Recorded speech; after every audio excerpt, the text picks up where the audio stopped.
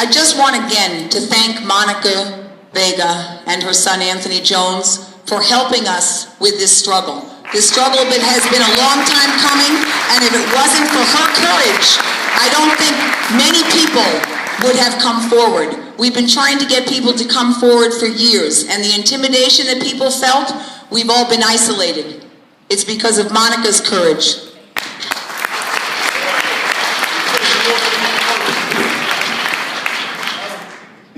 Good afternoon, my name is Monica Vega. I'm Anthony's mother. I would like to thank all of you for coming out and supporting us all here today. Today makes 1 month and 3 days my son was hospitalized by public safety, but allegedly trespassing. I will never forget how they nearly killed my son. He was taken to Mount Sinai Hospital in Queens after being misdosed with pneumonia. He was transferred to Mount Sinai Hospital in Manhattan, for where he was fighting for his life.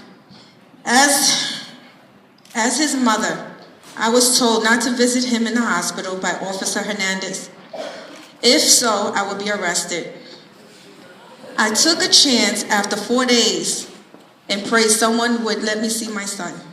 I walked into my son's room. I saw Anthony handcuffed to the bed, unconsciously, in an upright position, hooked to oxygen and IVs, automatic morphine, also a large chest tube on his left side of his lung. He wasn't breathing, he wasn't bathed in 4 days. His sheets were covered in blood. Public safety officers took shifts watching him, including the one who put him there. When I saw Anthony, I asked public safety to remove his handcuffs.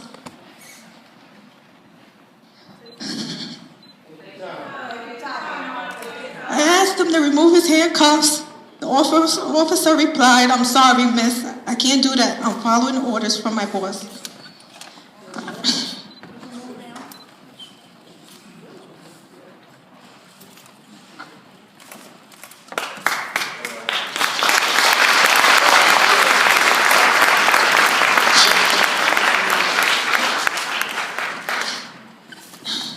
He replied he cannot take the handcuffs off my son because he was following orders from his boss. I told him, my son is in this condition. Where is he going? He can't even move. Why can't you take the handcuffs off of him?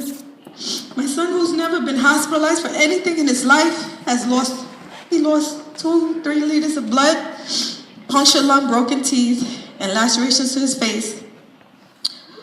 All the blood they drained from Anthony's lung was 0.7 away from a blood transfusion. Thankfully, his blood count went up.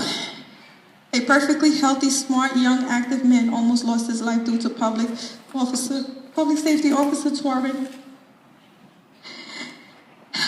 He is still working, getting a paycheck, while I'm taking my son to his doctor's appointments 3 times a week. Sorry.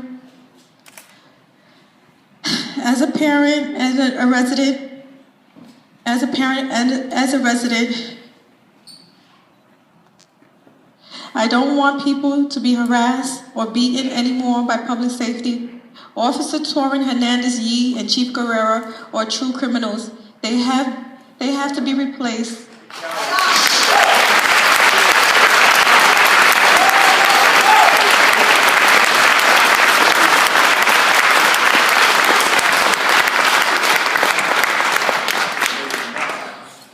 We all have to stand together. I'm asking you to please sign the petition today and make a change on Roosevelt Island. Let's get Michael Kendler's legislation in effect. Call the governor's office and ask to pass the bill immediately.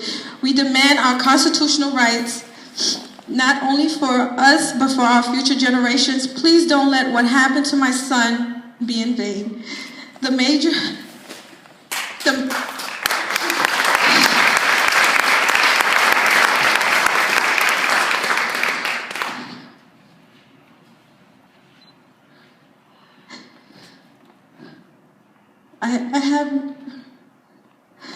I only been here 8 years, and that's because,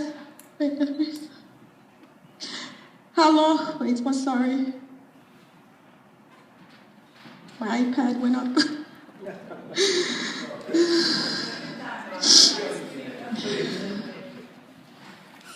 The mayor, okay, sorry, I found my place.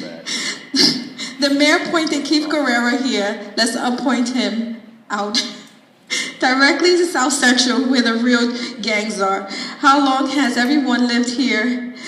Have you ever heard a gunshot? I haven't. I've been here 8 years, and that's because there isn't any gangs here.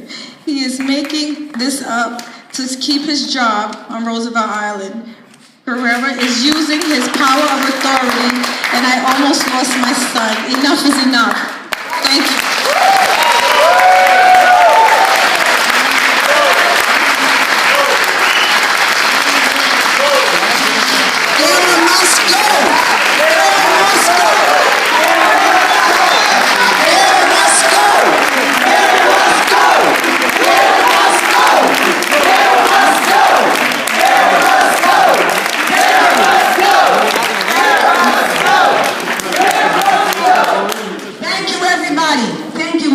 Again, it takes a lot of courage to be able to get up and tell your story here.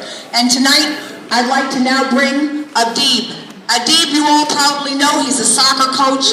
He's been a citizen on this island who is active in the services that our children receive.